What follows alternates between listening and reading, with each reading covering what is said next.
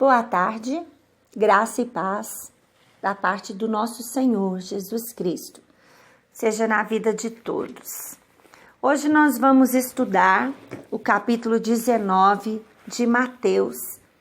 E Jesus aqui vai tratar sobre algumas questões e uma delas Jesus vai falar sobre o divórcio. E diz assim a palavra do Senhor. Depois de dizer isso, Jesus saiu da Galiléia e foi para a região da Judéia, que fica no lado leste do Rio Jordão. Uma grande multidão o seguiu e ali ele curou os doentes.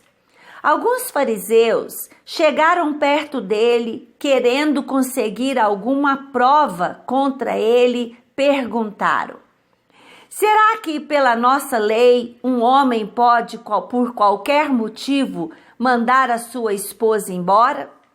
Jesus respondeu: por acaso vocês não leram o trecho das Escrituras que diz: no começo o Criador os fez homem e mulher, e Deus disse: por isso o homem deixa seu pai e sua mãe para unir-se à sua esposa, sua mulher, e os dois se tornam uma só carne. Assim já não são duas pessoas, mas uma só. Portanto que ninguém separe o que Deus uniu.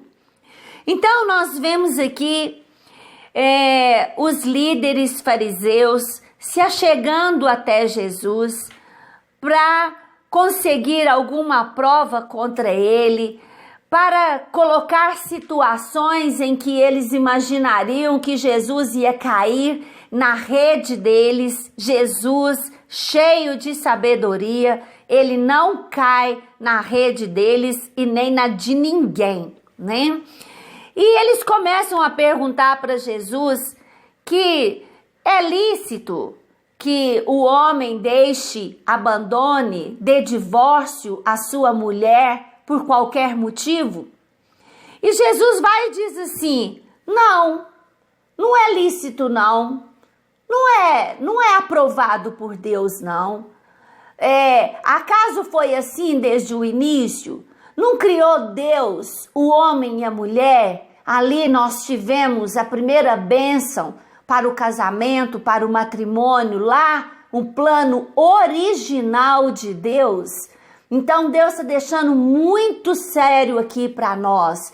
Deus não se agrada do divórcio, ele se agrada daquele plano original para a família. E tem um versículo legal aqui que Jesus cita, falando que o homem deixa seu pai e sua mãe para unir-se com a sua mulher e os dois se tornam uma só pessoa. Primeiramente, nós vemos aqui a matemática do reino de Deus, ela não faz sentido, né?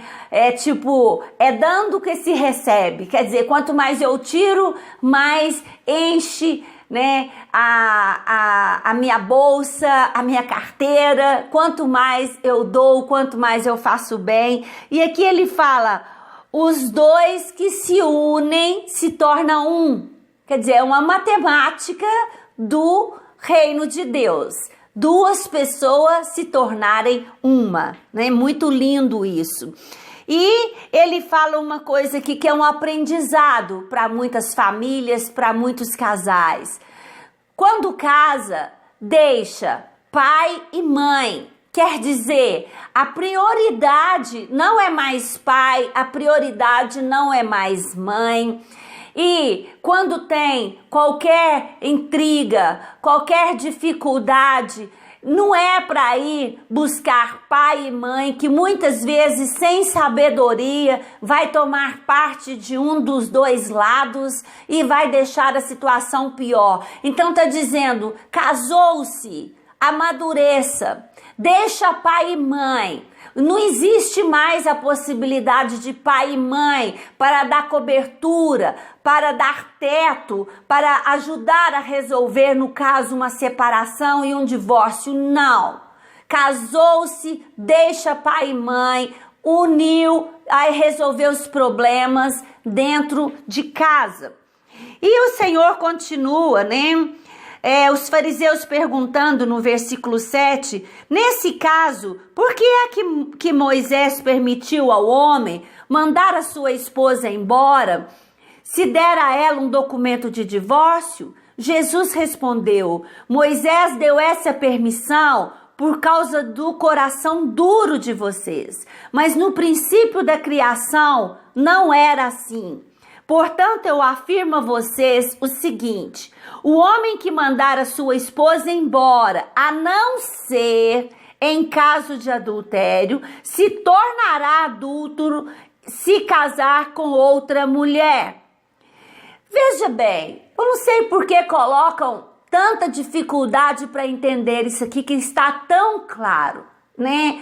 Jesus primeiro diz que o divórcio ele é instituído por causa da dureza de coração. Nós acabamos de ver no capítulo anterior sobre a necessidade do perdão. Então, o perdão está acima do adultério, né? Primeiro deve haver o perdão. E Jesus está dizendo aqui, somente em caso de adultério é permissivo a separação e o divórcio. E eu concordo assim em número e grau com essa palavra, porque nós estamos vivendo uma época onde se divorcia por nada. Porque o gênero do outro não é o que queria, porque a pessoa não é romântica como gostaria que fosse, porque o temperamento é difícil. Aqui está muito claro. Aquele que divorcia, a não ser em caso de adultério, mas está tão transparente, está tão claro. E se casar com outra pessoa, se torna adúltero, e quem casar com ele também se torna adúltero. Então prevalece o perdão. Jesus está voltando, Jesus está às portas. Não é para levar a vida no reino de Deus de qualquer maneira. A estatística está terrível no meio do cristão que se divorcia. Se divorcia e nem é por causa de adultério do cônjuge. E lembrando que eu posso estar falando aqui para muitas pessoas, né? Que o adultério é terrível, ele dói muito, mas muito, arrebenta com a vida do casal, arrebenta com a vida da família. É muito difícil lidar com o adultério, mas acima de tudo vem o perdão. E eu tenho visto, presenciado e sendo testemunha de muitos casais, de muitas mulheres que estão perdoando, estão dando uma nova chance para o casamento e que nem com o adultério, que é permissivo aqui na palavra de Deus, o adultério está acima de tudo. Não, está acima de tudo o perdão. E eu preciso falar também, porque a gente fala para muitas pessoas, né? Deus nos chama à paz.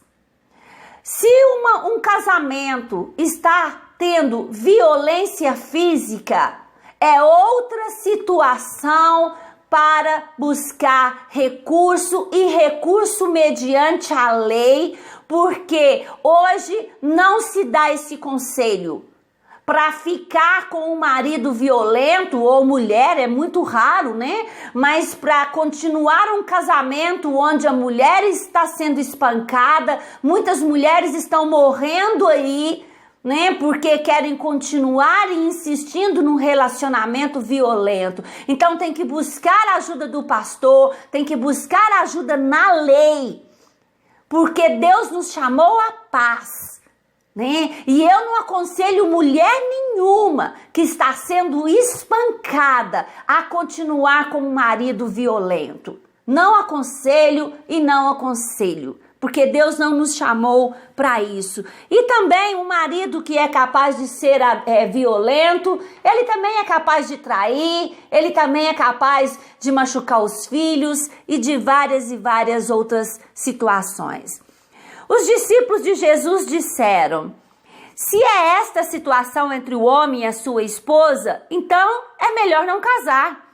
Jesus respondeu: este ensinamento de não casar de novo não é para todos, mas somente para aqueles a quem Deus o tem dado, pois há razões diferentes que tornam alguns homens incapazes para o casamento. Uns porque nasceram assim, outros porque foram castrados e outros ainda não casam por causa do reino do céu.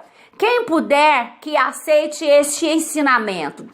Jesus está dizendo aqui, olha, houve um adultério, não teve jeito, perdoou e não teve jeito, foi para o divórcio. E agora? Agora a pessoa vai ficar sozinha? Os discípulos falaram, então é melhor ficar sozinho. Aí Jesus diz, nem todos são chamados para ficar sozinho. Alguns são. Vão fazer a obra de Deus e se dedicar ao ministério? Que maravilha! Eles não têm essa necessidade. Mas alguns, se for colocado para eles que eles não podem fazer a sua vida de novo, eles vão para o mundo e eles vão ficar no pecado. Então Jesus está dizendo, nem todos são chamados para ficar sozinhos. Então, houve o adultério, não teve como, o perdão não resolveu, a pessoa continuou na concupiscência, porque, meu Deus, quanta concupiscência da carne, desejo desenfreado, principalmente de homens. É claro que existe um caso ou outro de mulheres, mas na sua maioria que eu tenho presenciado, na sua maioria de homens, que tem mulheres abençoadas, trabalhadoras, bonitas, em casa, e eles continuam na concupiscência, continuam indo para o adultério, vez após vez. E a gente vê as mulheres ali tentando salvar o seu casamento, perdoando, e o marido continua no adultério. Que tristeza nós estamos vivendo hoje, de uma concupiscência que não pôr culpa no diabo. Porque a carne está muito mais forte, é muito mais forte do que Satanás.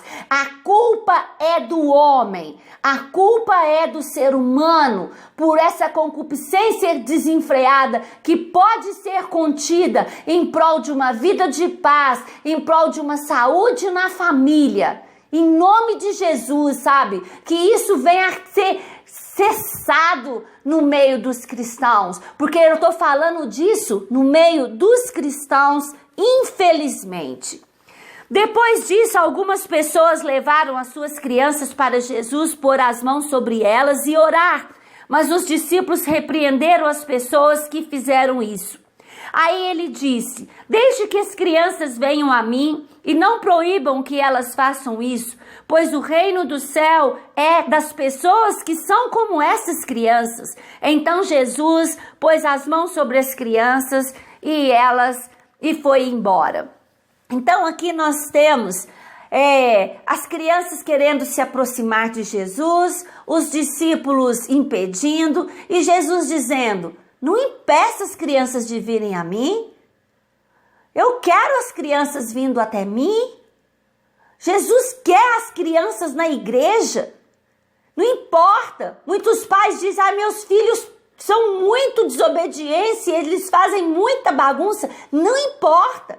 Leva para a igreja, leva para começar a se acostumar a receber a imposição de mãos e serem abençoadas. E Jesus diz, olha, não impeça as crianças, porque aquele que vai entrar no reino de Deus são como elas. Tem que ser humilde, tem que ser manso, tem que ser puro, como nós já vimos no capítulo anterior. E depois aparece uma situação, um jovem rico se aproxima de Jesus e ele pergunta para Jesus, né, o que é necessário para entrar na vida eterna? E Jesus responde para ele, é necessário que guarde os mandamentos. Ele fala, que mandamentos? E Jesus responde, olha, tá lá, não mate, não cometa adultério, não roube, não dê falso testemunho contra ninguém, respeite seu pai e sua mãe, ame os outros como a você mesmo, né? Ame a Deus sobre todas as coisas. E ele fala assim, beleza então, tô na vida eterna. Eu guardo todos esses mandamentos, né? Bateu no peito, eu guardo todos esses mandamentos. Só que Jesus, ele vê além. Eu sempre digo, nós não podemos usar máscara para com Deus. Ele vê além e ele viu lá dentro dele, viu um probleminha lá dentro. Ele olha para nós, ele vê toda a verdade que existe dentro de nós, dentro do nosso coração. E ele diz para aquele jovem, então tá, vai, vende tudo que você tem, dê aos pobres e depois você me siga. Ele se entristece na hora, porque o tesouro dele era a riqueza. E Jesus ainda diz assim, olha, é mais fácil um rico, um camelo, né, passar pelo fundo de uma agulha do que um rico entrar no reino de Deus. Nós conhecemos nessa história, essa agulha são portinholas ali nas muralhas, onde é difícil passar o camelo ali. Então Jesus usa um exemplo que eles conhecem bem.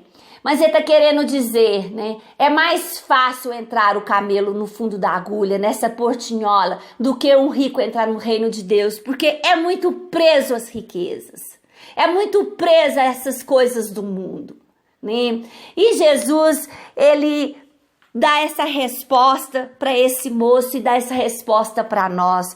Para entrar no reino de Deus, seja como uma criança, seja puro, né? Não tenha Deus em primeiro lugar nas suas vidas. Amém? Fica essa palavra do Senhor para os nossos corações, para meditação, crescer em nome de Jesus.